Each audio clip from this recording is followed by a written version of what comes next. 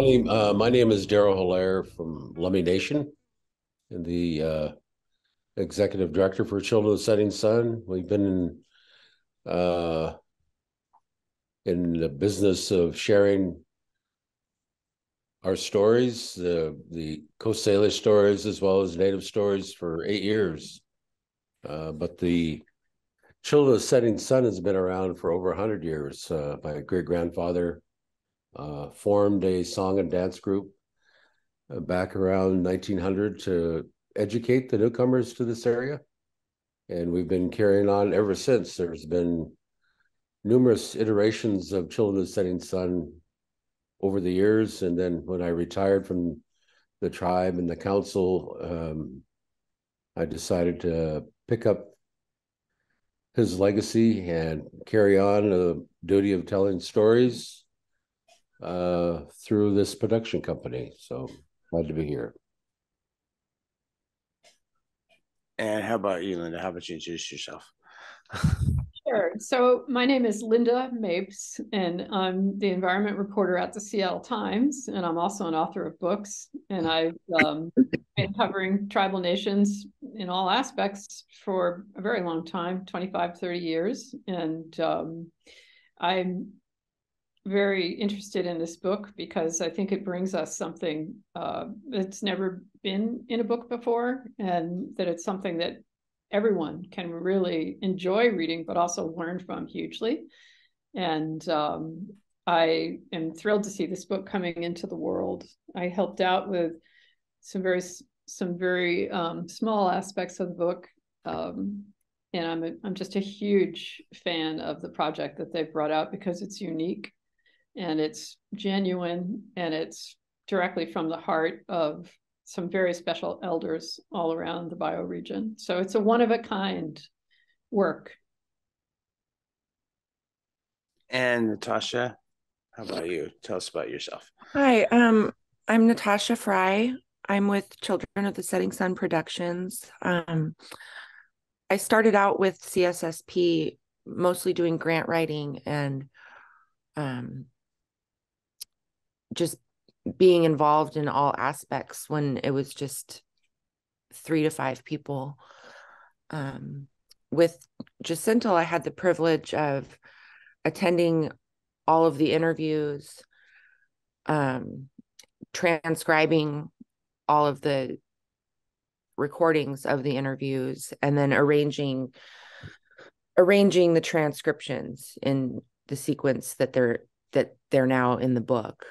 So I was the co-editor in that function. My background is that I went to school at Fairhaven in Bellingham for law, diversity, and justice and comparative cultural studies. And so my role with the book was just seeing how, like, the methodology and taking these oral histories and putting them in print without changing them very much. And then of course we're missing Bo today, but he, his role was to take all of the beautiful photos that really bring the transcripts to life. And yeah, it was a real privilege to work on this project, and I'm very excited that it's finally coming together. I am too. I'm definitely excited for it because I'm definitely gonna rep this book because it's amazing. It's beautiful. So first off, I want to if you guys could tell us, how did Children of the Setting Sun Productions, or did you guys say CSSP, get started? Like, how did all of this become what it is now? It all started with an elder by the name of Tom Sampson, who's the first person you read about in the book, who made a comment to myself and the late Justin Fink Bonner and Natasha. We went to a speech he made in Seattle, and on the way home he was saying, I need to write a book. So we thought, well, let's get started and do some interviews with him. But before we did that, decided to practice a little bit. So we went and seen a couple of elders on the Lummi Reservation, Ramona Morris and Ernestine Jensaw. And some lights went off and said, wow, this would really be cool if we did a compilation, you know. So then we started thinking about it and said, yeah, let's do that. And decided to go up and down the Coast Salish territory and then across to the peninsula and up into Canada with people we felt carried those stories and that manner of being in our territories. So it went from exclusively Tom Sampson to this compilation that we have. So tell us, how did you end up getting involved? Yes. So I got involved in a couple of ways. One is because I'm an author of books, that's something I know how to do and how to get a publisher and how to actually take an idea all the way into a published book. And so when Darrell and Natasha and others had this idea, we were talking about, where should we take it? Who could be a good publisher? And I was encouraging them to go to the University of Washington Press because I've worked with them and I know they do beautiful books. And because they're a local publisher, I knew that they would have the kind of close, intimate relationship that's required to produce a very special book like this. This is, truly a one-of-a-kind work. And it was going to take that kind of patient, careful, sitting together, talking together, even working side-by-side relationship. So I was a midwife in terms of saying, if you want to do this, this is how you do it. And these are people I would encourage you to work with. And even, providing reassurance that, you really should do this. This work needs to be in the world. This is too precious. These elders, we won't have them forever. These are stories the world needs to hear. So midwife in terms of the how-to, but also the encouragement that this really must happen. And so that was my involvement. And I did a little bit of light stitching. I wrote a few essays to try to contextualize some of the interviews so that they come into a context as you go through the book. What's this part about? What's that part about? So that was my involvement, and I continue to be involved as a source of encouragement and just wanting to see the work come into the world, and I can't wait. I keep saying it's unique, and I want to say why that is. In Puget Sound country, Coast Salish territory, we talk a lot about salmon. We talk a lot about treaty rights. We talk a lot about what it means to be Native. I am not Native, but like many non-natives in this bioregion, I'm deeply curious about the history and the culture and the people. Who are they? These are our neighbors, and so this book is a very accessible way for anyone who wants to learn about Muckleshoot or across the border, just across the border. And so to me, this is a way that continues this work that we all need to be doing post-contact, of knowing one another, living together, because we're all here now. And this book, to me, is a really essential tool for that, neighbor to neighbor, so that we can meet and we can learn from one another. Darrell, in that context, maybe you could explain, or Natasha, the title of the book, the meaning of the word. That'd be awesome.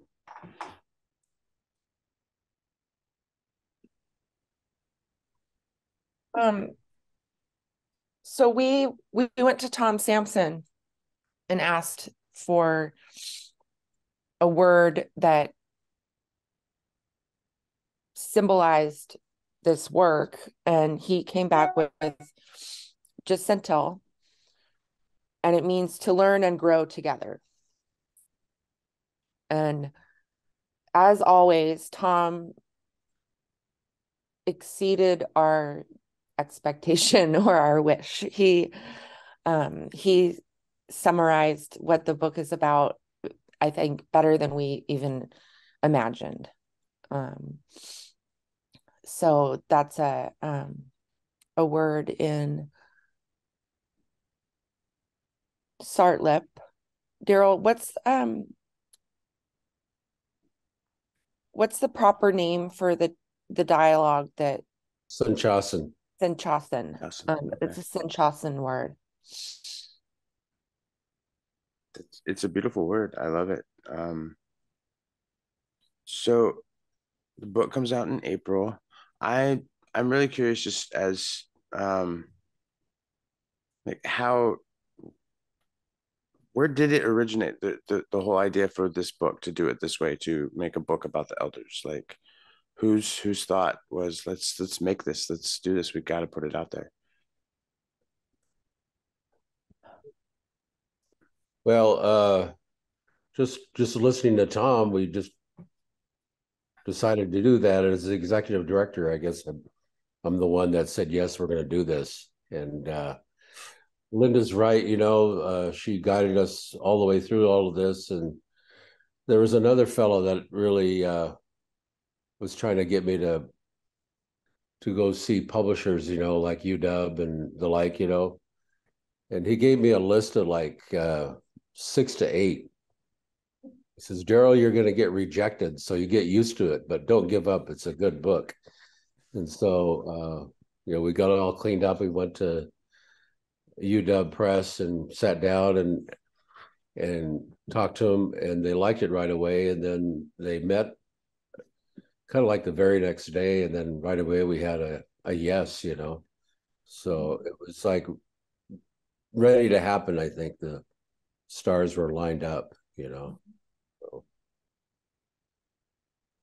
So you guys mentioned in the book that this took several years to do, but I gotta know, what is the reality of that? How long did it actually take from start to finish, from from the moment you chose Tom to be your first interview, to all the interviews, to all the picture taking, to finally having a draft copy, to publish, to being okay, we're getting published? Like, how long did it actually take to get this book done?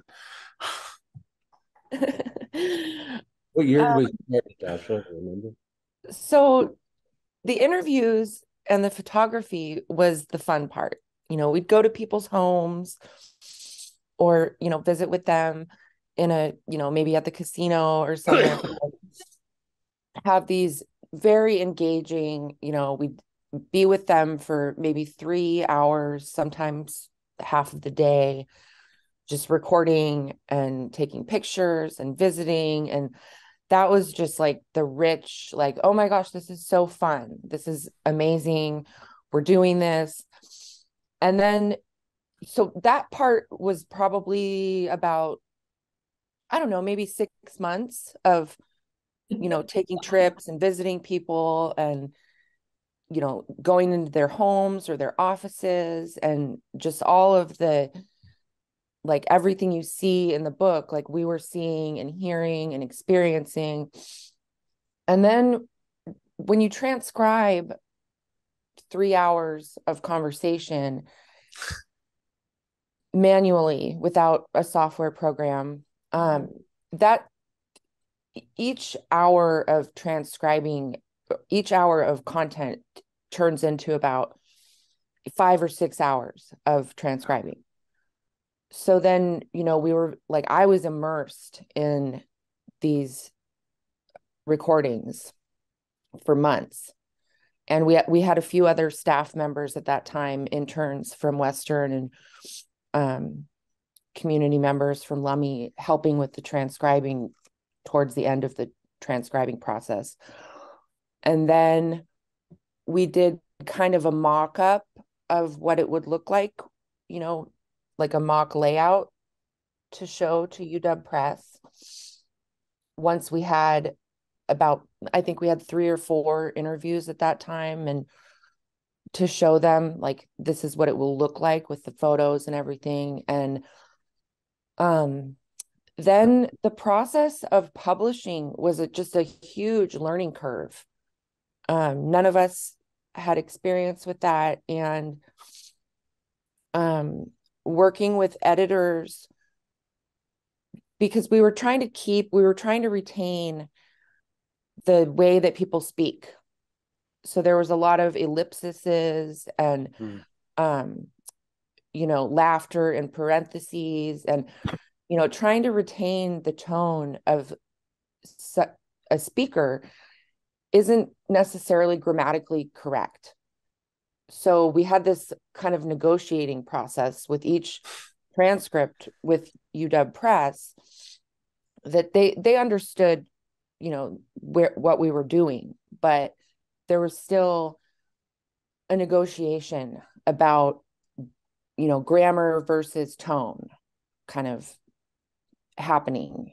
And then on top of that, various speakers would speak in their language for parts of the transcripts. And, I'm not Indigenous and I'm not a linguist. So I would transcribe phonetically.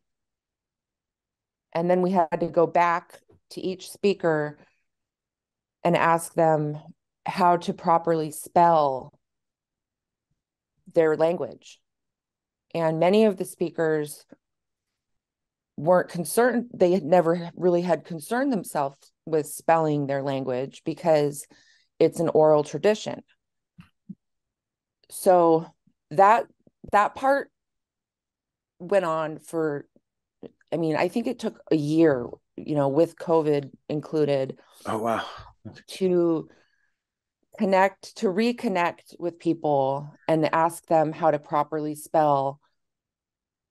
And that part was it was new to UW Press. It was new to us. It was new to the speakers. So we were all kind of like, okay, like, how are we going to do this? And we wanted to do it right because the language is so important. But spelling in print wasn't anybody's, like, we didn't really anticipate that. So going back and getting that right was very detailed. And, we had a whole Excel spreadsheet for every single word that's in the book that's spoken in the language and we spelled using each person's. So the same word is in the book various places and spelled differently based on the speaker's community. So that part was, took a while. Wow. And then and how many tribes are covered in the book? Because that's a lot of languages. Wow. Well, there's 16 speakers, and even there's, several are from Lummi, so it's not necessarily 16 different tribes, but okay. Even somebody from the same tribe, it might have a different language spelling basis because of like where they're, it's all, the languages are, linked to families. Mm-hmm. So that part was very, we were very careful with that. And I still don't think we got it perfect. I don't know if there was any way to get it perfect, but we did the best that we could and went about it, as carefully as we could. It just sounds like an intense amount of work. That's respect. Well, the thing about it, Ron, is, I always go back to Tom for advice. He grew up in both the Sinchasa and the Hookmanum languages, so he knows all of that from his life that he lived.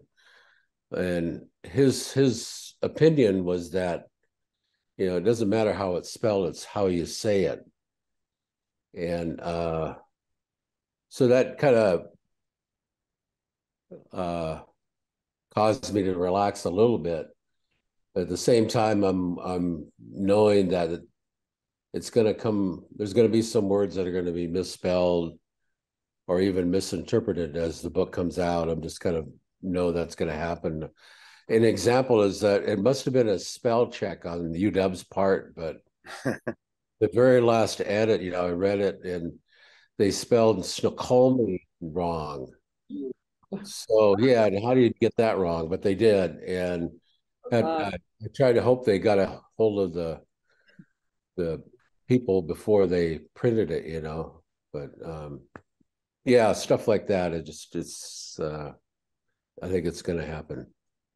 Spell check doesn't pick up the language. So, to say the least. yeah, Bo's here now, Ronnie. I was gonna say for everyone that is joining us now, or if they're watching, the photographer for the book, Bo Garreau, I hope I'm saying that right. Close. It's a hard G, Garreau. Garreau, okay. Is joining us now. Thank you for joining us. If you could, real quick, just tell us a little bit about yourself and how you got involved with the book.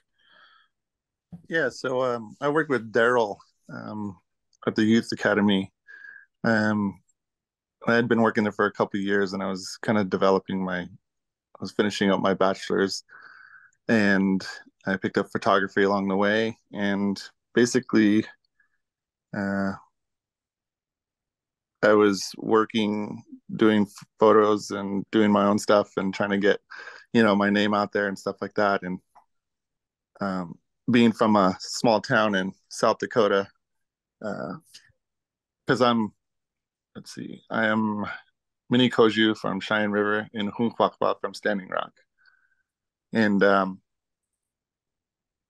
growing up in a small town, there's not, it's a very interesting position to be in, especially when you're 2.5 hours away from the local, like, Walmart. From anything. Pretty much from anything. Fast food, you name it. But, I think that was one of my main things growing up was, I think it was like my last couple of years of high school was, spending time with my grandma. And, like she'd call me anytime and ask me if I could run to the store for her, go do something for her, run some errands and, kind of building that bond. It was always interesting. I was like, what, you always have those kind of thoughts in the back of your mind. Like, what if I was able to like capture some of this, she was kind of far along in age and she was just, we had a funny relationship. I was the city kid when I moved away and would come home with ripped jeans and she'd say, I could stitch those up for you, grandson, I'm like, no, grandma, those are, the thing that's going on right now. Distressed jeans. And, it was special. And I always wanted to kind of capture that. And so within my own photography, I wanted to kind of illustrate the beauty within the chaos, because our reservation is not the wealthiest or the most, how would you say that, most talked about, but and I remember in 2010 they were considered the poorest reservation in the United States, the poorest county. Oh. And growing up, I was my parents were missionaries, so we'd go around and kind of go to these small communities and help out where we could, and I got to see like pretty much everything, how dirty everything was, and we'd bring in people and they'd always have these questions, and I was like, can you see, they can't see the beauty that within some of these kind of everyday life. I remember going down to this little place in Cherry Creek, and which is a little part of the reservation, and they're really small and they don't have a whole lot, but they have a natural hot springs, and it was an artesian well, and you would just see these kids playing in like this old bathtub and in this hot water, and just enjoying themselves, and yet you look around and everywhere else was just trash everywhere, you know. And some people wouldn't understand, like, how is that safe, or how is that sanitary, or what joy are they getting out of it? They would just look at it as something being dirty, and like I would never touch that. So like when I took upon photography, I wanted to show that there was beauty within all that chaos, and when it didn't matter to them that they were they were living that way, like they were just having fun, and to see the looks on their faces and stuff like that. So like that was kind of my direction within the photography, was showing the beauty, the natural beauty within our native communities, um, and to illustrate that through my eye, and to get people to see that and understand that. And that's when I started taking pictures. And then so when Darrell came and he was looking for a photographer, I got mentioned by one of my friends who I also worked with, this Jeb Hobbs, and he recommended me. He's like, Bo's a great photographer. How about you choose him? And Darrell was like, oh sure, let's try it. And so we went on our journey, and to capture, to be able to go to these elders' houses and photograph freely, you know, uh, it was quite the experience, because I know that many people don't understand, but you know, for a long time we kind of held a lot of ourselves to ourselves, you know, like we didn't let people in, we didn't, you know, share stories, we didn't, you know, even images, you know, we were just didn't share a lot. And for a non-native to come in and take pictures, you know, we'd always have to have something like, oh well, let's go over here and take photos, you know. So you're not really getting like a natural aspect of the beauty within their own lives. You're getting what we want you to see, you know. Yes, and, exactly. and so having a native photographer photographing natives, that was a huge thing, you know. You could see the relaxation, the comedy, you know. You could see the smiles and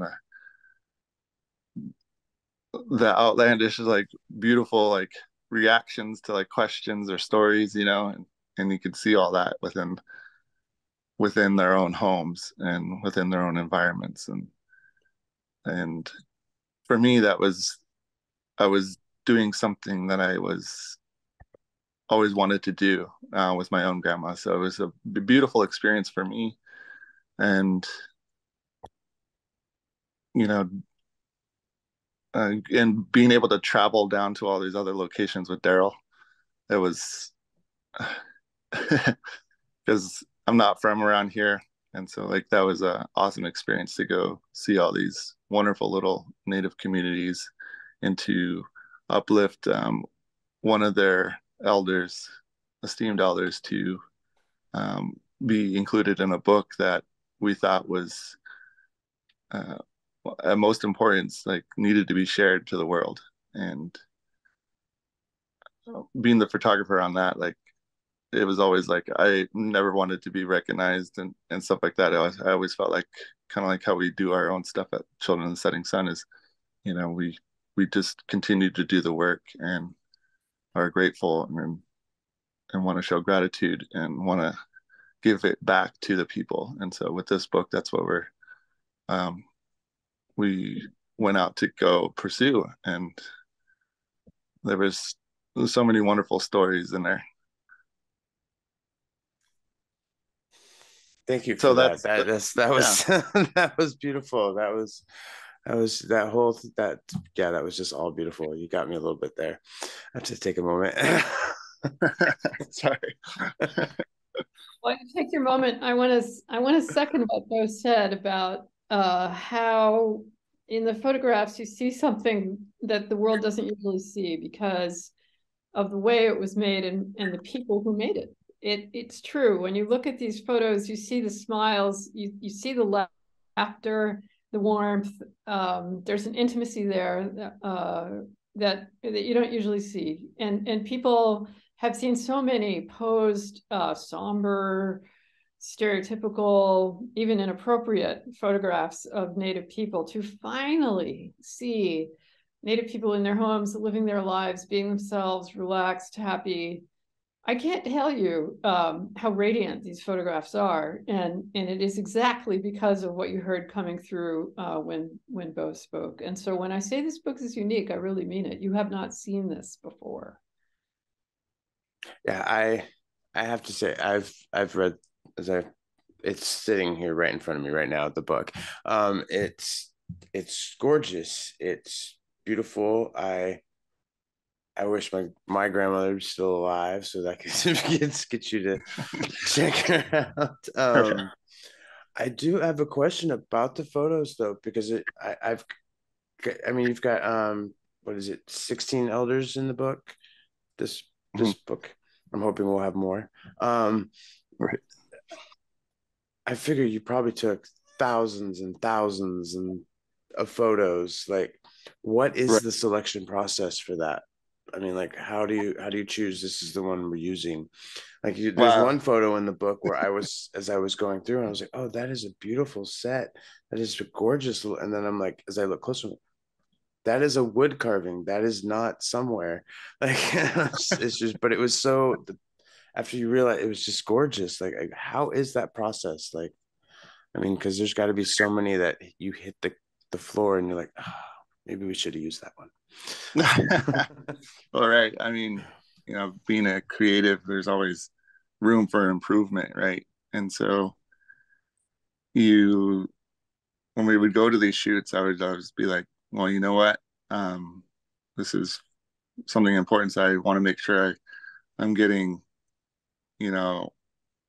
details as well as capturing the elders themselves.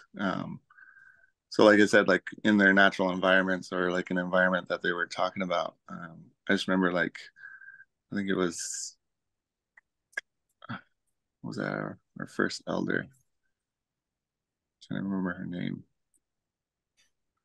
But I remember capturing, and her house, like she had a lot of like knickknacks and swans and stuff like that. And that's what my grandma had. She had like glass cases of like knickknacks and things and almost like giveaway items in a way. But at the same time, like they were hugely important to her. You could move something and she'd remember. But like I remember trying to capture all these little details within their lives, and yes, it was Ernestine, and she collected swans and had all these swan things around her house and things about her grandchildren and being in the swan clan, and that was huge because I was like, yeah, there's these little things that we have within our lives that we like.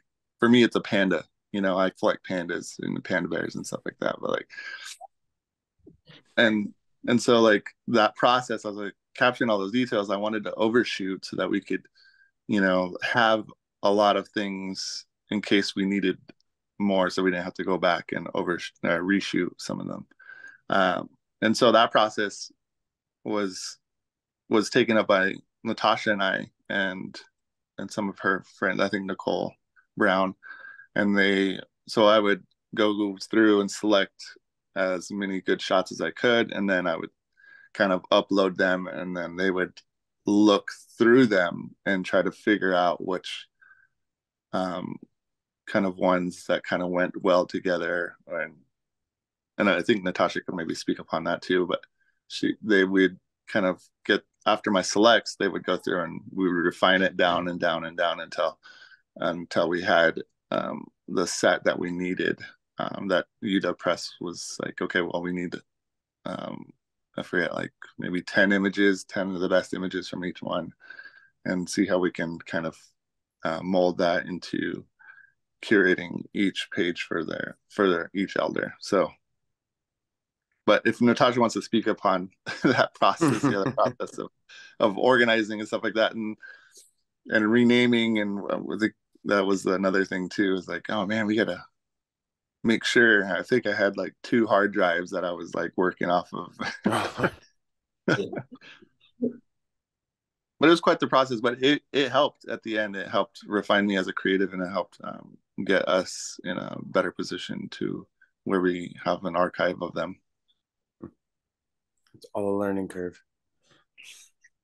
Yeah, I mean, all I would add is that it was the speakers were what they spoke about, and was like, for me, like the guiding process of refining the images.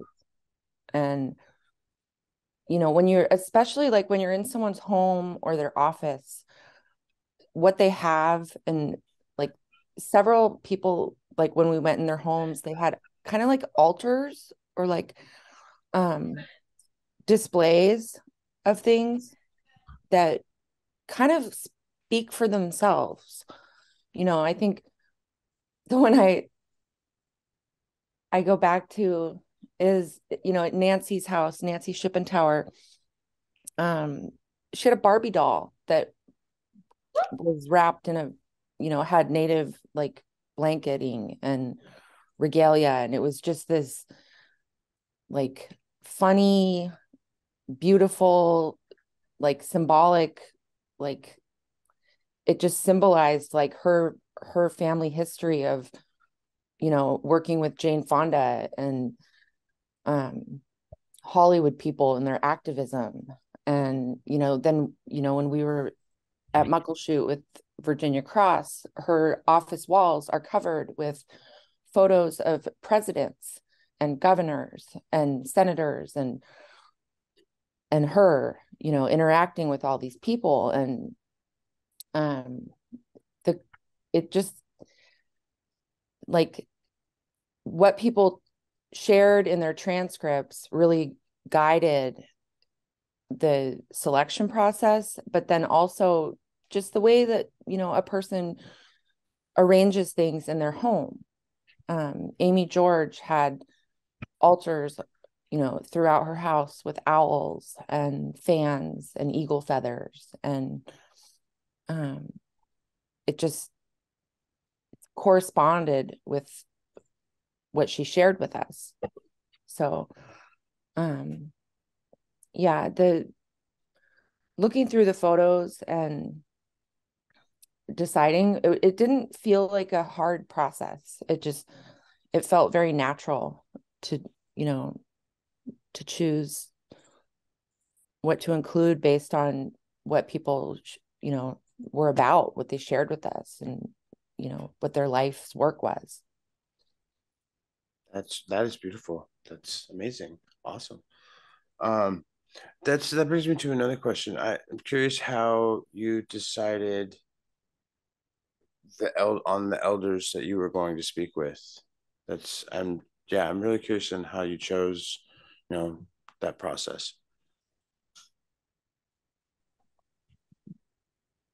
Who wants to go first? I think that's a Darrell question. Yeah, I'd go for Darrell on that, because I think it was his leadership in the process.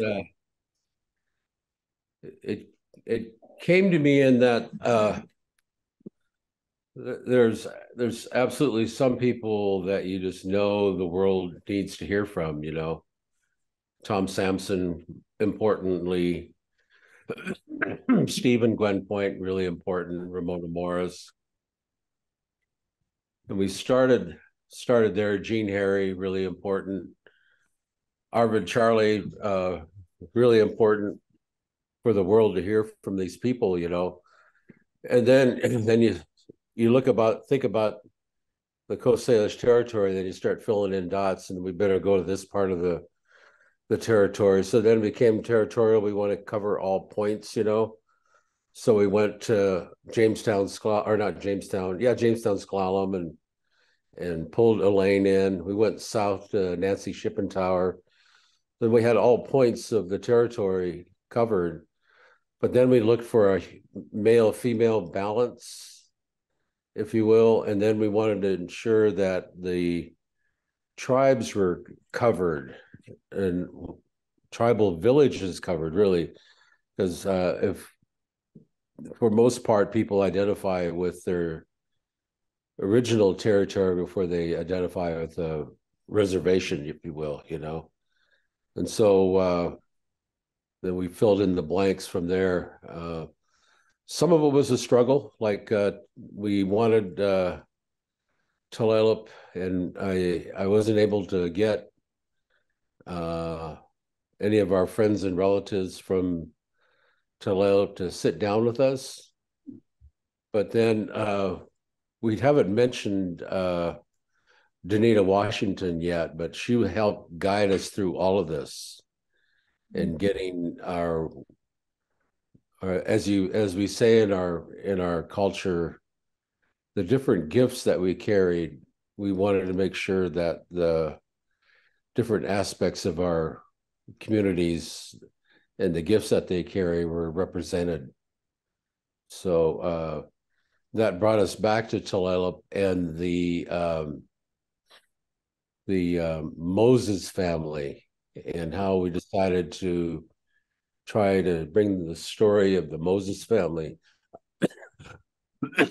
to the book. And Kenny Moses, who was a famous healer back in the day before he passed on, that his voice would be represented. So that's how they ended up in there. It was kind of like by default, but really when you think about it, it happened for a reason, you know. So we were really happy to have the Moses family in the book, from Tulalip and all the other places they come from, Soxhawtla, Wenatchee, and all those places that they originated from. So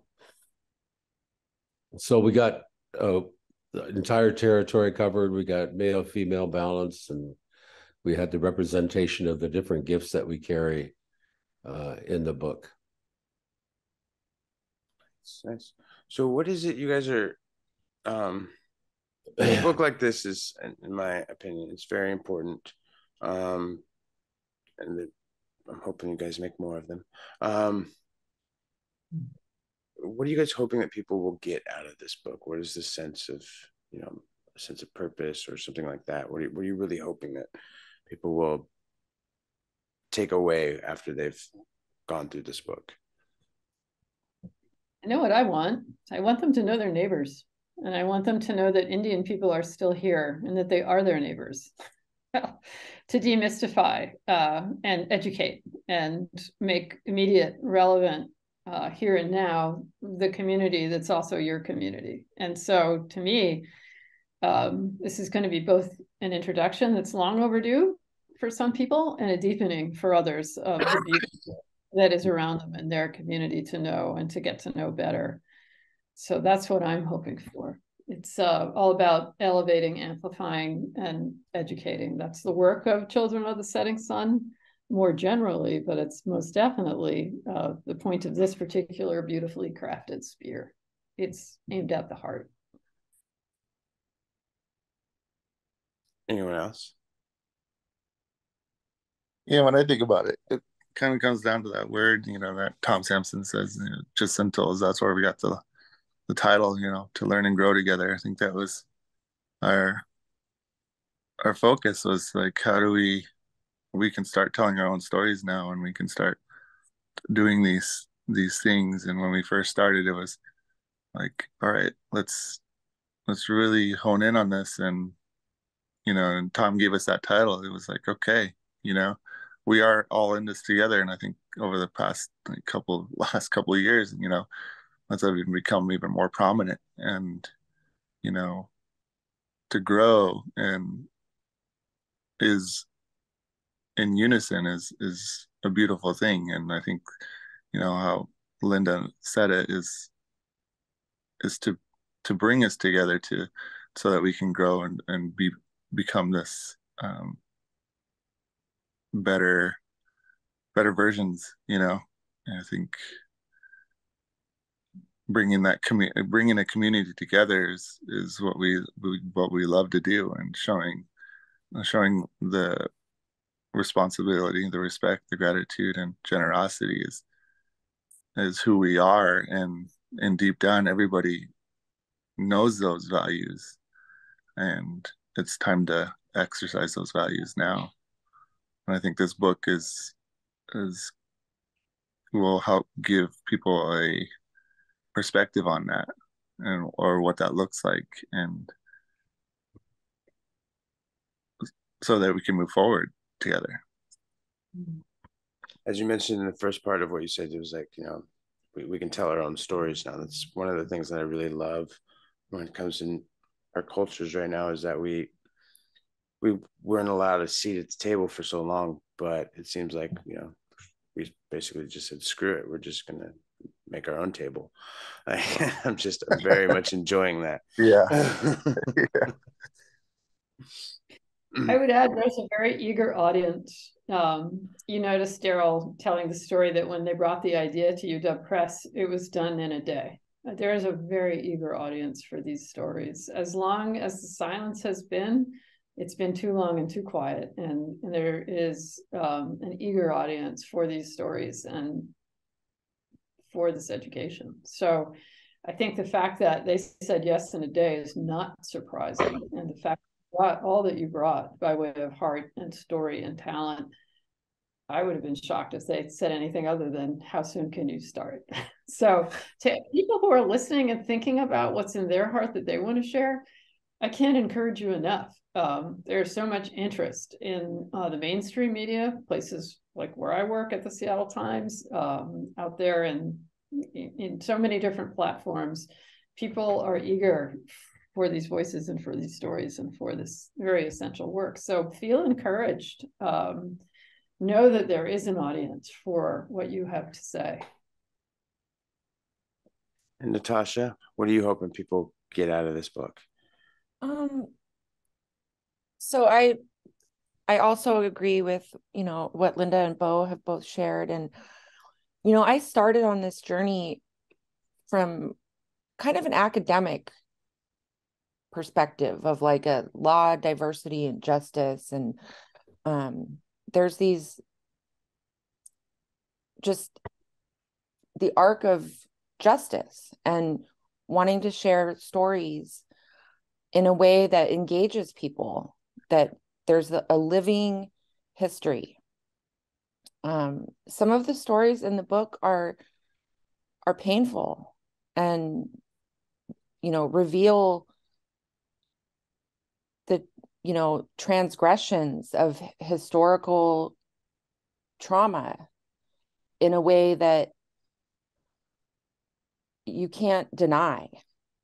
And it's not like a like a documentary. It's not a textbook. It's a living person that reminds you of your grandmother, regardless of whether if you're Indigenous or non-Indigenous, like the knickknacks, the smiles, the cooking, the familiarity,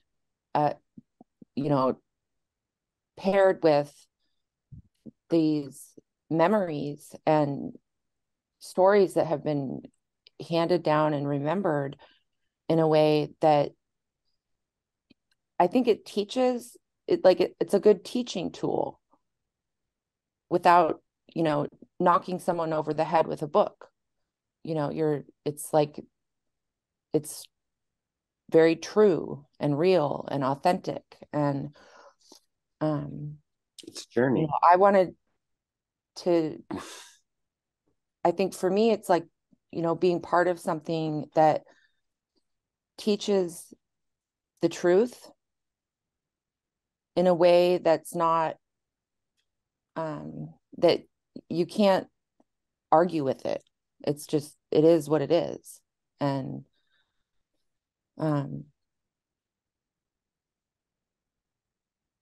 yeah, so in my program at school, there was just so much content that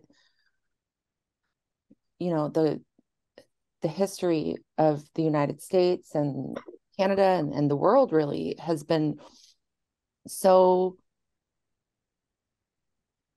like sanitized, so that either you're on this side or you're on that side. And I think that this is something that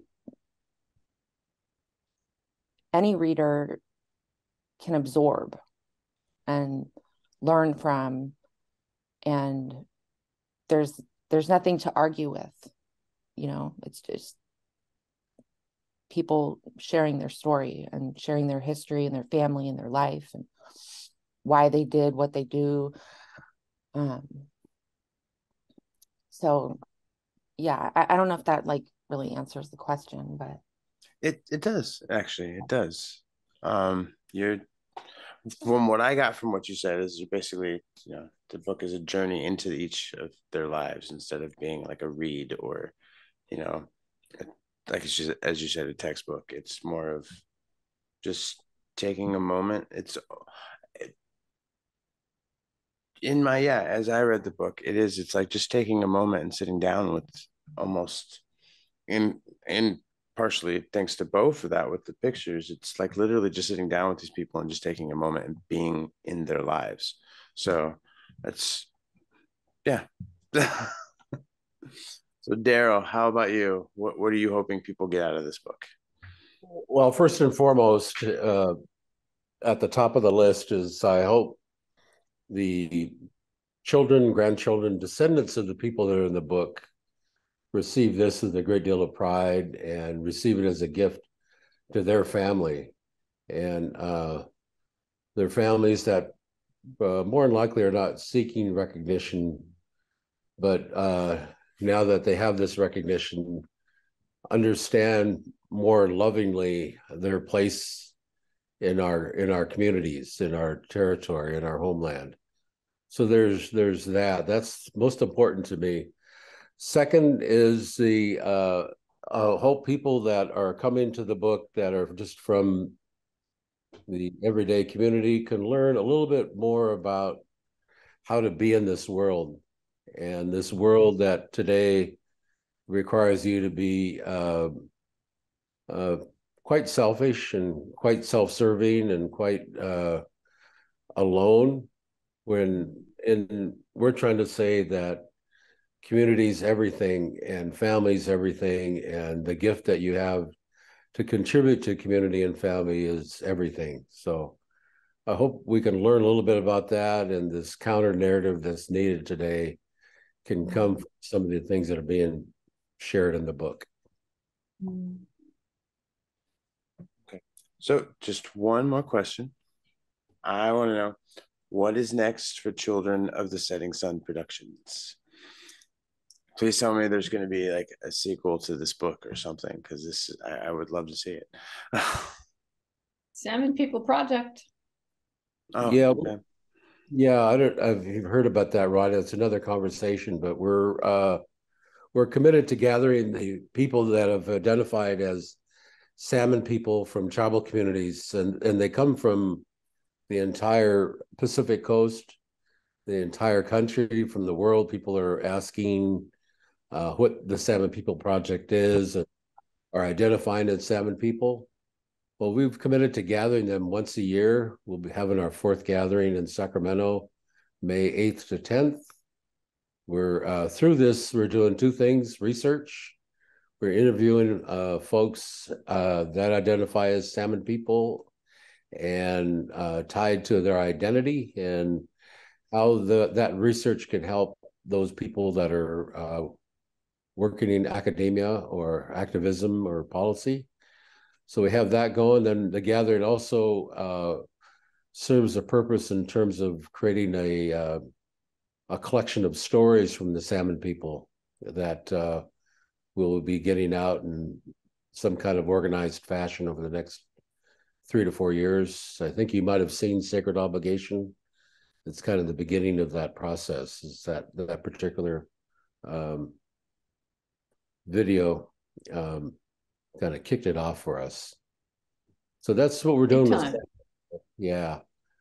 And we don't have another book coming, but we do have a number of events. We're going to be heavily involved with Canoe Journey Paddle to Muckleshoot and filming the Elwha and the Lummi and their journey to Muckleshoot. And then we're working with the Seeds of Compassion people from the time they did the Dalai Lama. producer there, as well as John Hoyt at Pyramid Communications. So we have this ambition to do Indigenous Peoples Day at Climate Pledge Arena next October. So we're going to bring it out in a bigger presentation at the arena. So we're working really hard on that. Right on. That sounds huge. Yeah. So, any other projects in the works? Nothing. Well, I just wanted to add that UW Press has expressed interest in a future publication based on the Salmon People interviews and research that we've done. And I think we wanted to finish up with Jacinto before we started brainstorming about a next publication. But that is, you know, we've had a team out, you know, doing interviews with families and elders that identify as salmon people, and that may lead to a future publication. And then also, Darrell, I'm wondering if you wanted to share the review that Rena gave us recently, like if you wanted to share that with interview. I haven't really decided, I guess. It's a very beautifully written review, and I'll have to share it with you, Ronnie, and so you can, that's what it's for, I guess, is to get book reviews out. Very beautifully written. So Nice. Yeah. All right. Oh, I also want to add something real quick, if you don't mind. No problem. I was actually gonna refer over to you real quick, but go ahead. Yeah. So as a creative director, we've been moving in a lot of directions at Children's Setting Sun. But primarily right now, what we're doing with the youth and their podcast, and kind of what you're doing, is they're actually today they will be featured on the Apple main, basically the promotional stuff for Women's Month, celebrating that. So they will be within the browser on the podcast. You'll be able to see all their stuff. They've been really spearheading the research, as well as gathering stories within the Lummi community from elders and stuff like that, and putting it on a podcast. And I think where we got this idea from was from the book. You know, it's, you know, the way to, you know, tell our stories in a different way, and not have to go through a waiting process and like the whole book process. We wanted to kind of get them out a little bit quicker, and so we have that. We also have our socials that we are currently posting on also, for Salmon People Project, and as well as Children of the Setting Sun. So those are our main kind of things that we are kind of focusing on, telling those stories and getting those stories out. So, and then on a personal note, Bo, because I gotta know, do you have like an exhibit coming up where we can see more of your photography and stuff? You know, it's interesting, you know, when I got picked up, I was doing my own thing, and then, you know, doing the work with Darrell has always kind of brought opportunities. So I was able to do a few things for Pyramid Communications and stuff like that for work. But you know, our kind of main focus has kind of switched to a lot of the digital stuff. So I'm also a graphic designer. And so what I've been doing is kind of the back end of with the marketing team is to kind of create some of these visual stories in a way. So that's where my kind of time has been a lot lately. Photography has kind of taken a little bit of a back end, but at the same time, I practice photography, you know, taking pictures of my own kids and stuff like that right now. But as far as galleries, I mean, it'd be amazing to see some of the prints up somewhere. You know, I think we did an art walk when we first started, and it was cool to see them at a large scale.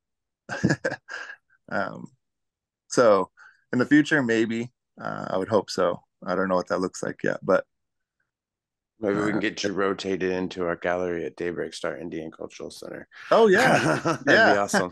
yeah. No, that'd be great. Yeah, I think the opportunities. I think when you're doing the work, you kind of head down, you know, in it, and sometimes, sometimes the opportunities come up, and you're like, oh, I didn't even think of that, So yeah, I would. That'd be awesome. Well, I want to thank you guys so much. For everyone that is listening or watching, it's Just and Tell, and it hits April. Is there an exact date that it's supposed to um be released, or we just still on April? Because April 17th, we'll be at UW Intellectual House for a release. for the release party, yes, I will see you there. Great. But yeah, for everyone that's listening, make sure you guys check this out. It is beautifully, beautifully well done book, and it's my personal opinion that I think books like this are very important for everyone to have our stories to be captured like this, especially in such a very beautiful, well laid out and done way. And I thank you guys for that too, and I thank you for sending me a copy of the book. I appreciate that. Can't wait to get it on my coffee table so everyone sees it. I really, yeah. Hey, that's what we kind of wanted. So, but yeah, again, Linda already had to duck out early because she's got some things going on. But Darrell, Natasha, Bo, again, thank you all for joining me, and everyone out there. Make sure you guys check out the book. Okay. Thank you, Talk Ronnie. soon. Yeah, Thank you. Thank you. Pleasure. And then I hit end, and then, oh, no, I hit stop recording. That's what I hit. Yeah.